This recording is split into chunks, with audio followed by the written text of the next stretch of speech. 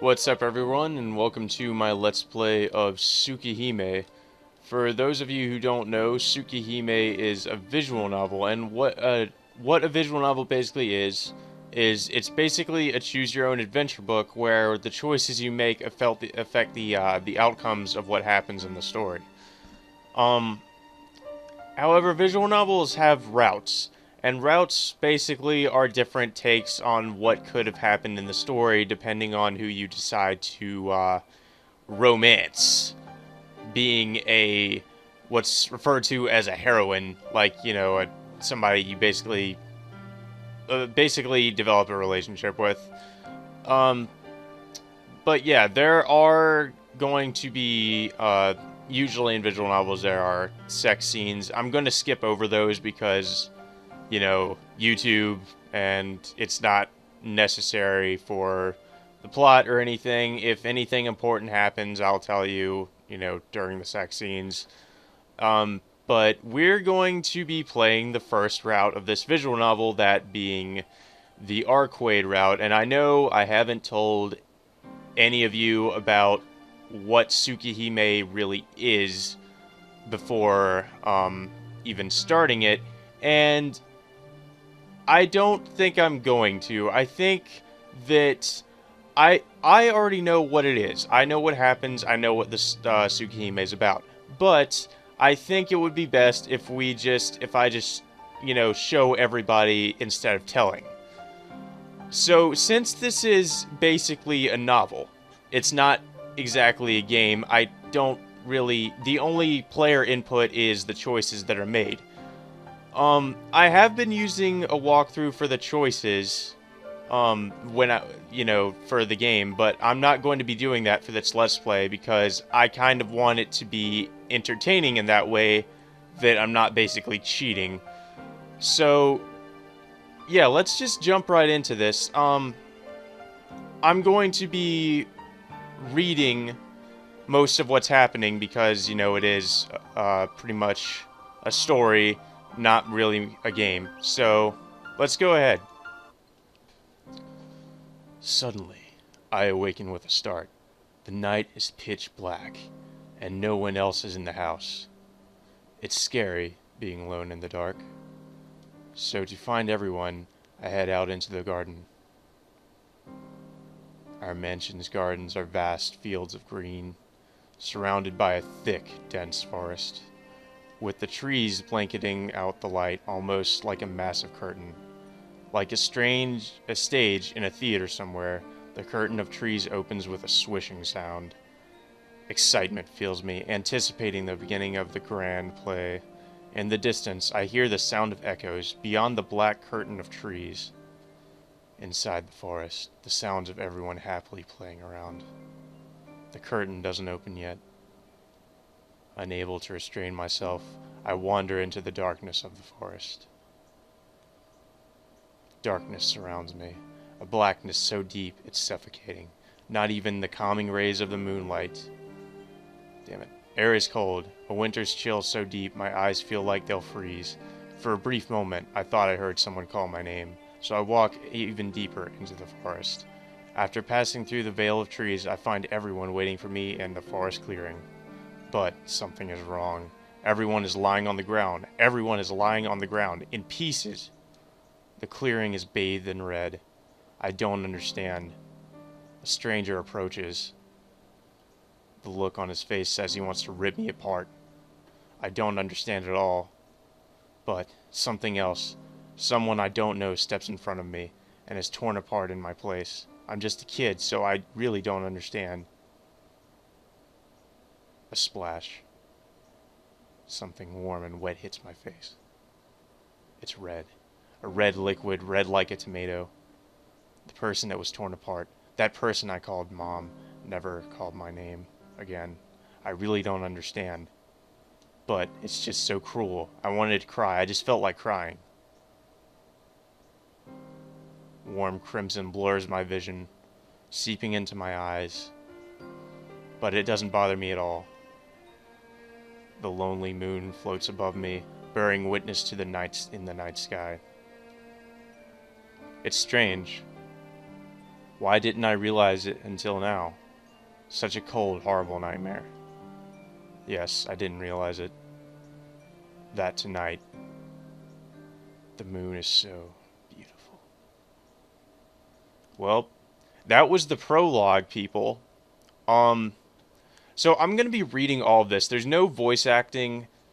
Sometimes in visual novels there is voice acting from Japanese voice actors, but in this there isn't any voice acting, so I'm just going to be reading everything, basically. So, I hope you people enjoy Tsukihime. Let's jump right in. Start from the beginning. Oh, well, technically that wasn't a prologue, more like an intro, so whatever. A prologue.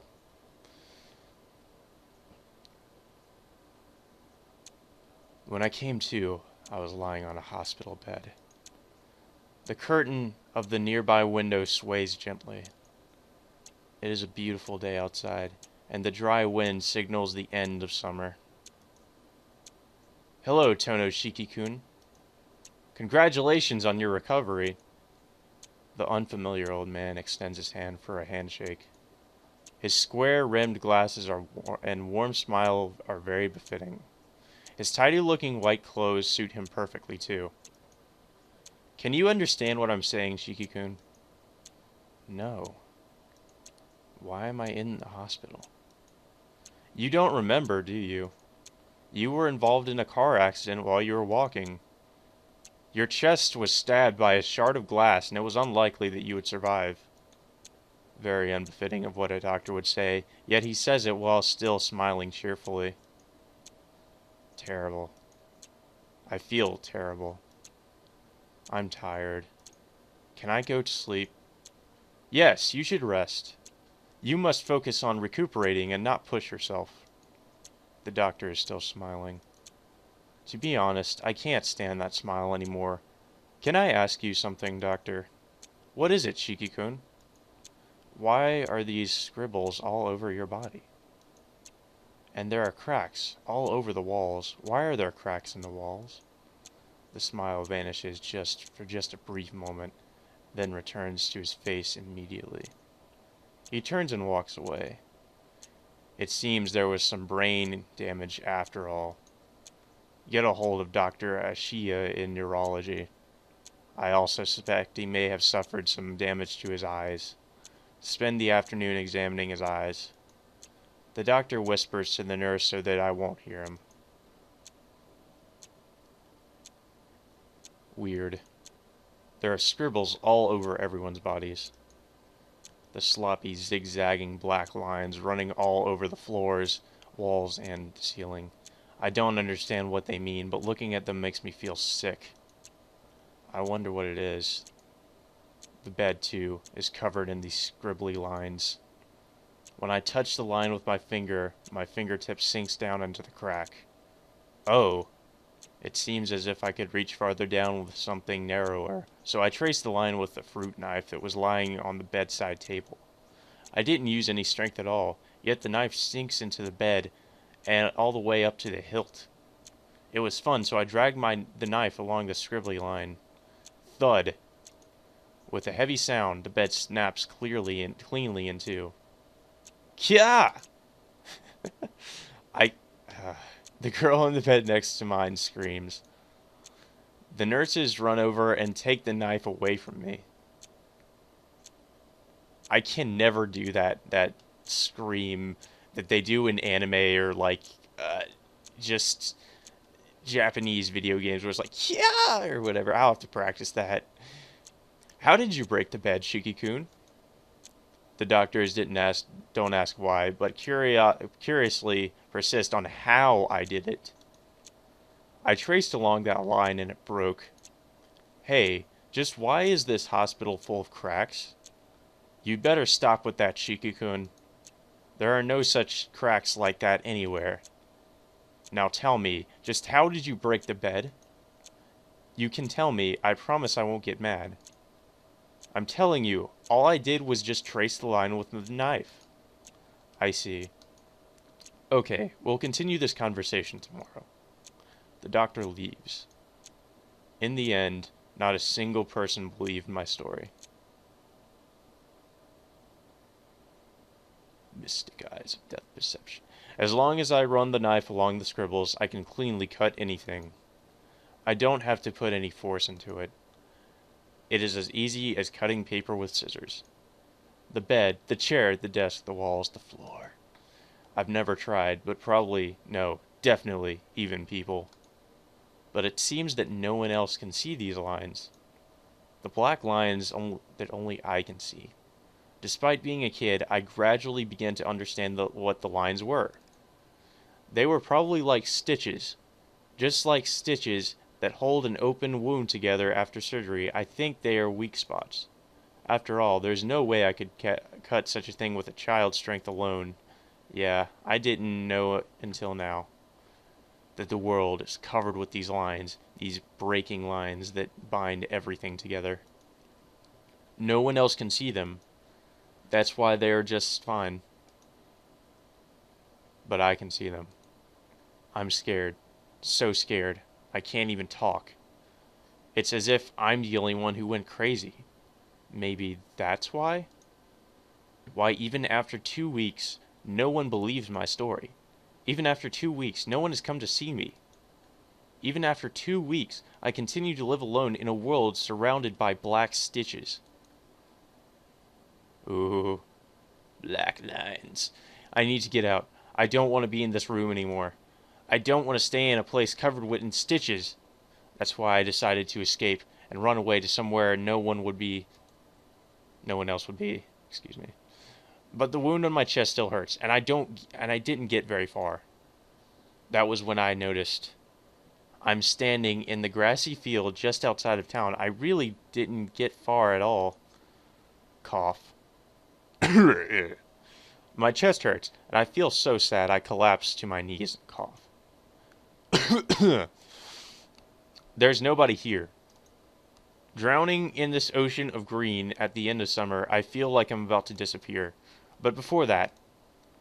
Hey, you. It's dangerous to sit down in a place like that. Mysterious woman. I hear a woman's voice from behind me. Eh? What do you mean, eh? You're already a runt, so I can't see you if you're sitting in the grass. I was this close to kicking you, so watch out. She points at me rather grumpily. I get a little angry. After all, I sit in the 4th row from the front, so I don't think I'm that short. Kicked? By who? Isn't it obvious, stupid? You and I are the only ones here, so who else could it be but me? She declares this confidently as she folds her arms. Well, I suppose it must be fate that we met here, so you want to talk for a little while? My name is Aozaki Oko. I probably butchered that name. What's yours? She extends her hands to me with the kind of cheerfulness one would show an old friend. I see no reason to refuse, so I tell her my name is Tonoshiki, and I grasp her cool hand in return. Talking to her was a lot of fun. She didn't ignore what I said just because I was a kid. Instead, she listened. She listened to what I had to say like a friend. We talked about many, many things. About my family, about how it was an old and respected family with very strict traditional rules, and my equally strict father. About my little sister Akiha, quiet Akiha, who always followed me around. About our big mansion and the vast gardens, and how Akiha and I would play together with our friends. I told her about many things almost feverishly. Oh, it's this time already? Sorry, Shiki. I've got some business to take care of, so let's stop here. She gets up to leave. My chest tightens, and I feel sad thinking that I would be alone again. See you tomorrow. I'll be waiting for you here, okay? You should go back to your room and listen to your doctor. Oh. She speaks with such ease. It's in such a natural way as she makes her way off. See you tomorrow. Tomorrow, we would be able to talk like we did today. I'm happy. It was the first time I truly felt something since I awoke from the accident. Since that day, going to that grassy field in the afternoons became part of my daily routine. She would get angry when I called her Oko. For some reason, it seemed she hated her own name. After some thought, I decided that she seemed like a very distinguished person, so I came to call her Sensei. Sensei would seriously listen to anything I had to say, and would always dispel my anxieties with but a single word, without fail. I was depressed from the accident, but slowly, thanks to Sensei, I began to return to my former self. Even those scary black scribbles didn't seem quite as so scary anymore when talking to Sensei. I didn't know who she was or where she was from. Perhaps she really was a teacher.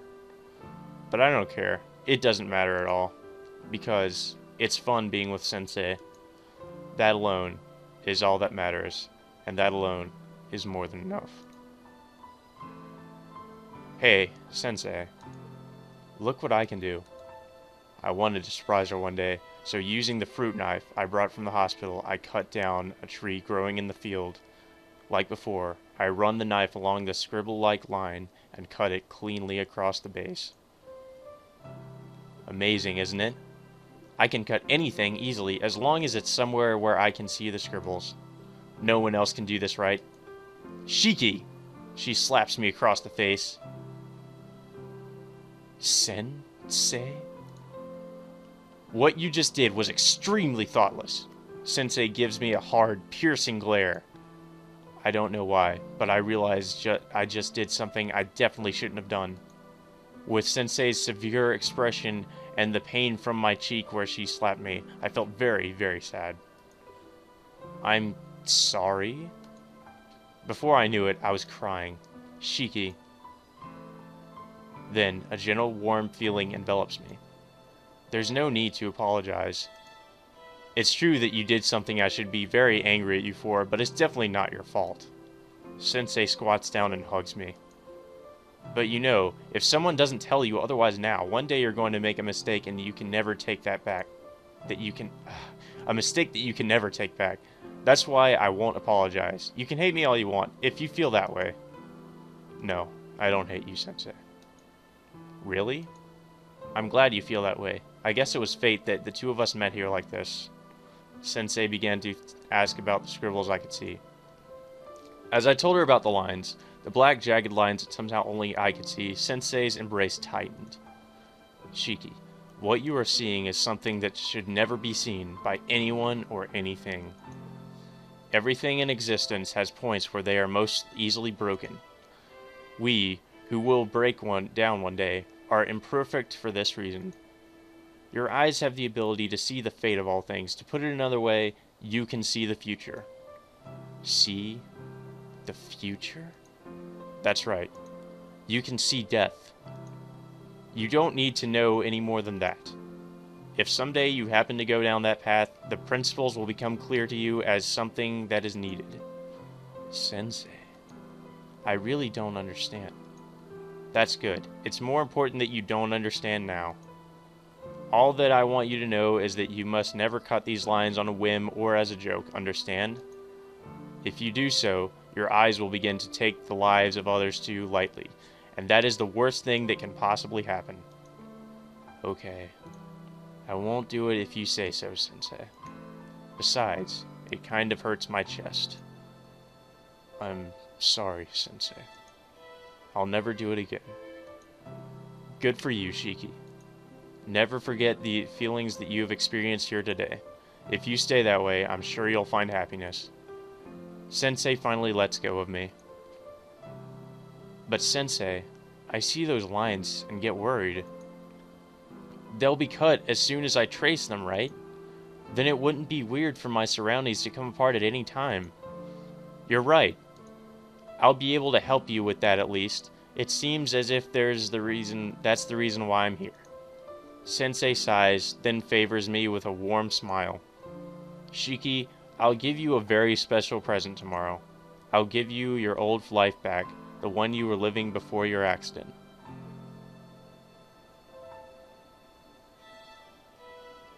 The next day, exactly the 7th day after I met Sensei, she arrives in the grassy field carrying a large trunk in one hand. Here. If you put these on, those strange scribbles won't be visible anymore. What she gave me was a pair of glasses. But my eyes are fine. Just put them on. The lenses don't have any magnification or anything. Sensei forces them on me. Suddenly. Whoa! Incredible! This is amazing, Sensei. I can see the scribbles, and I can't see the scribbles anymore. Not at all. Of course.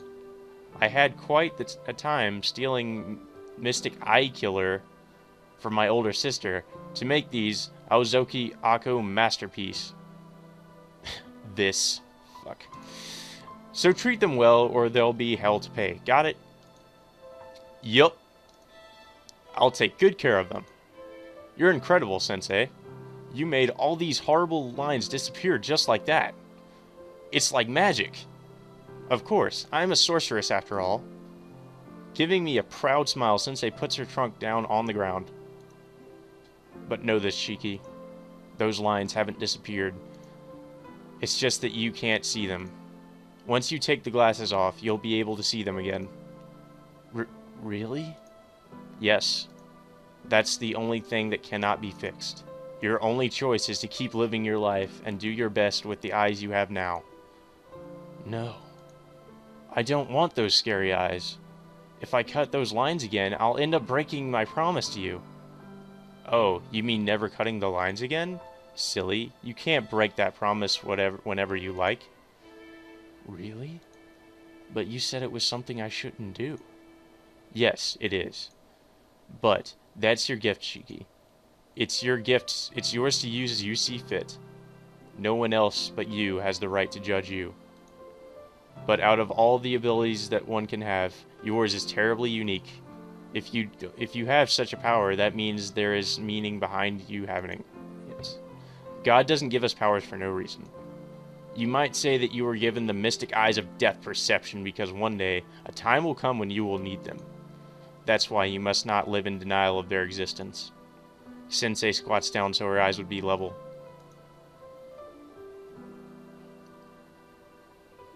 Aw. But you know, that's why you must never forget. You are a very kind and honest person, Shiki. As long as you remain that way, the way you are now, your eyes will never bring forth any wrong. However, I'm not telling you to become a saint. All I'm saying is to live true to yourself and become a man in the manner that you think is right. Since you can accept your mistakes and are able to apologize, I know that in 10 years you will become a great man. That being said, Sensei stands and reaches for her trunk. Oh, but I must say, unless in exceptional circumstances, you shouldn't take the glasses off. Special powers attract other special powers. Only when you decide there is no other way, you should take those... Only when you decide there is no other way, should you take off those glasses. And even then, be mindful of how you use your power. Power in itself is not evil. What is evil rests solely in the hearts of the ones wielding such power. But be it for good or evil, it will be up to you and the choices you make. She picks up her trunk. Sensei doesn't say anything more after that. But deep down, I knew we would have to part. It's impossible, Sensei. I can't do it. I won't understand just by myself. The truth is, I was so afraid before I met you. I was only able to return to being me because you were with me. I can't do it. Not even with these glasses. If you're gone, I can't do it. Don't say such things, Shiki. If you tell lies, even you yourself can't believe, you'll only make whoever hears you sad. Sensei raises her eyebrows in displeasure and pokes my forehead. You know it yourself, don't you? You're alright now. So don't say stupid things and give up on the self that you finally found. Only you can choose to be you. No one else can do it for you. Sensei turns around.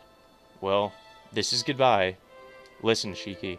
Life is not easy. Everyone's life is hard. It's a hard, rocky road filled with many pitfalls. You have more power than anyone else to do something about that, so pull yourself together. Sensei is leaving. I was sad, but I'm Sensei's friend, so I have to see her off properly. Yes. Goodbye, Sensei. Well done. That's right, Shiki.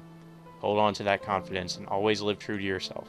When you find yourself in trouble, calm down and think things through carefully. Okay? A solution will always present itself to you if you do. It'll be alright. You'll manage, even on your own. Sensei laughs happily. Sadness. The wind blows. The field of grass sways in unison. Sensei was already gone. Goodbye, Sensei. After saying that, I really felt that I would not see her again. All that remained were her many words and these mysterious glasses. It was only 7 days, but she taught me things more valuable than anything else. As I stand there by myself, I feel tears well up in my eyes. Man, I was such a fool. I could only say goodbye. I couldn't even say a single word of thanks to her. I left the hospital soon after that. Afterwards, I didn't return to the Tono household, but was taken to live with my relatives instead. But it's alright. Tonoshiki will be just fine, even by himself. I'll spend a new life with my new family. And like that, Tonoshiki's 9th summer ended. The new autumn arrived, and I think I became more of an adult.